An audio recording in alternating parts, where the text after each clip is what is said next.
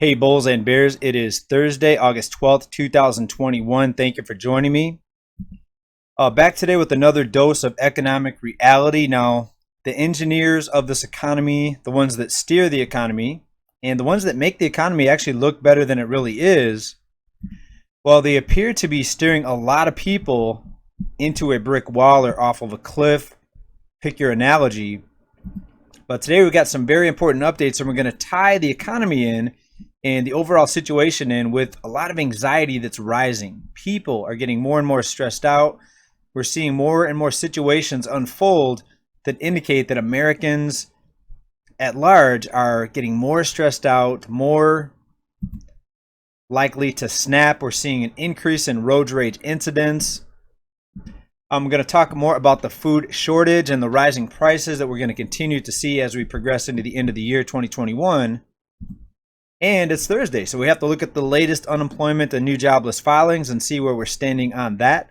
Let's go ahead and get into the first story. And we're going to go back to the labor shortage, and we're going to dive into the story here and give you a broader picture on this. Truck driver shortage, quote, is about as bad as I've ever seen, unquote. The U.S. Express CEO is saying that. Okay, now this labor shortage is not an easy thing to point to the cause of because it's multiple factors here. Part of it is people are choosing to try to just live on unemployment, or after unemployment expires, just continue to try to live without working. A lot of people are getting discouraged at the cost of living. A lot of the jobs, most of the jobs here in the U.S., unfortunately, do not pay enough to keep up with the basic cost of living. So people are a lot of times just checking out, for lack of a better term, checking out of the labor force and staying out of the labor force. A lot of them are getting some sort of payouts right now. Will that last forever? Well, we'll have to see. Right now, we have unemployment, enhanced unemployment in about half of the U.S. states.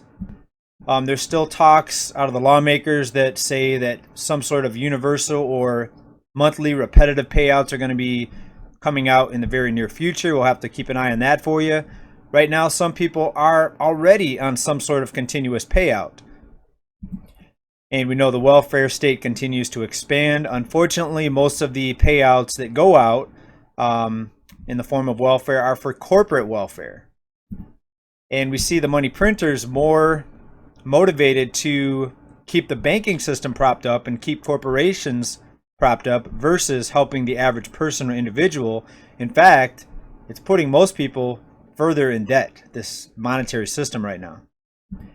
But yes, the labor shortage, of course, you have the payouts and people just not motivated to work for many reasons. Another reason is, yes, people are getting sick.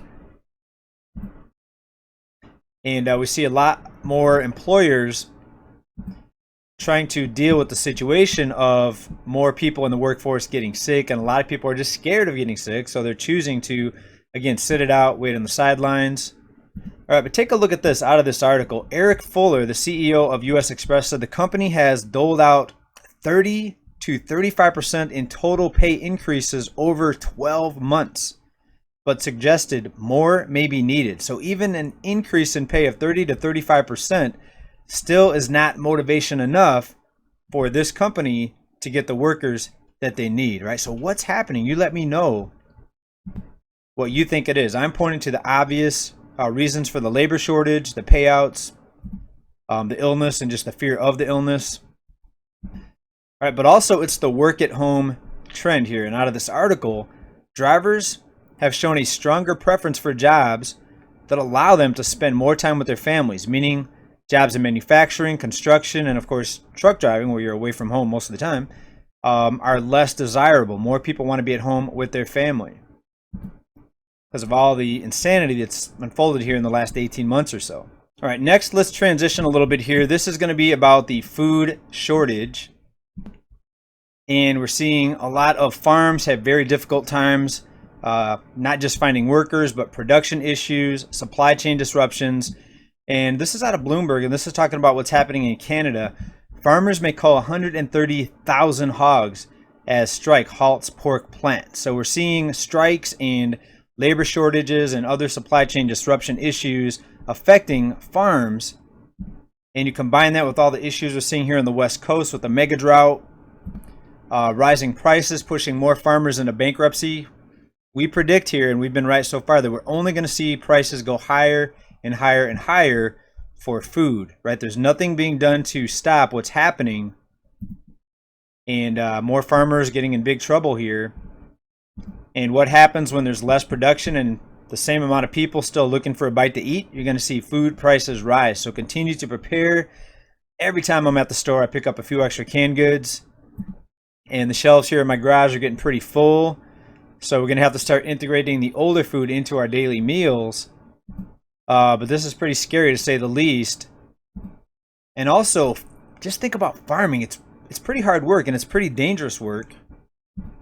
How many farmers are going to decide to just check out of the labor force and just sit on the sidelines? Because, you know, it's got to get hard to get up early in the morning and work on a farm all day. And if you've ever been a farmer, you know that it is a lot of work. It's very time consuming, especially when you see so many people just living off of the system. You're going to be motivated maybe not to continue to farm. And I think that's going to continue to cause the number of farms to decrease. Take a look at this next story. Another example of how dangerous farming can be. This is out of CBS Pittsburgh, cbslocal.com. 3 brothers die after passing out from fumes in a manure pit on an Ohio farm. So farmers save the manure, they reuse it for fertilizer. But the fumes can get so strong that it's actually toxic. So if you're shoveling or if you're pitchforking, you know, this manure, if you're working in a pit of it, where the wind's really not going to blow too much fresh air at you, it's very dangerous. 3 brothers died passing out from these fumes from the manure. Pretty crazy, right? So we have people working on farms putting up with dangers such as this story gives an example of right here, versus other people not working at all, or barely working, or sitting in some office air conditioning job somewhere. And can you see now why farms are disappearing? There's many reasons, but this is another reason. Now, with the financial and economic situation as it is, we can see anxiety and stress really increase. We also have the shutdowns and the illness, of course, affecting a lot of people negatively. We're seeing depression increase, more people getting on medication, but we're also seeing anxiety manifest in another way. Deadly road rage incidents across the U.S. have police increasing presence on the streets. We have a lot more incidents on the road where people are just snapping. Somebody cuts somebody off, and somebody just, you know, unleashes on the other person, for lack of a better term. What are you noticing? Are you noticing more people stressed out, more people driving crazy? Maybe people around you, people that you know, friends or family, are getting more depressed, more stressed out, more anxiety, more arguments, more domestic situations. You really have to be careful out there. You never know when somebody's at the end of the rope. They could be at the end of the rope, you know, financially or for many other reasons.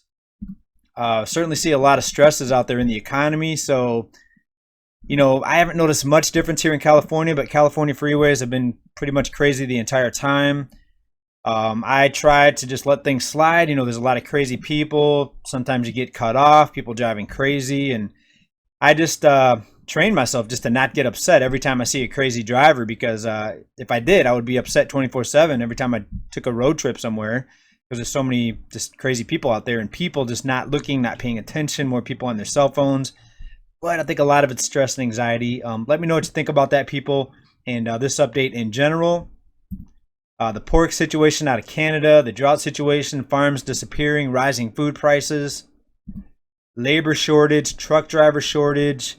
They're talking about a 30% increase in pay for the truck drivers, and still can't get enough drivers. What's going on? What are you seeing in your area? Please let me know down in the comments. I'll be watching you. Thanks very much for being here.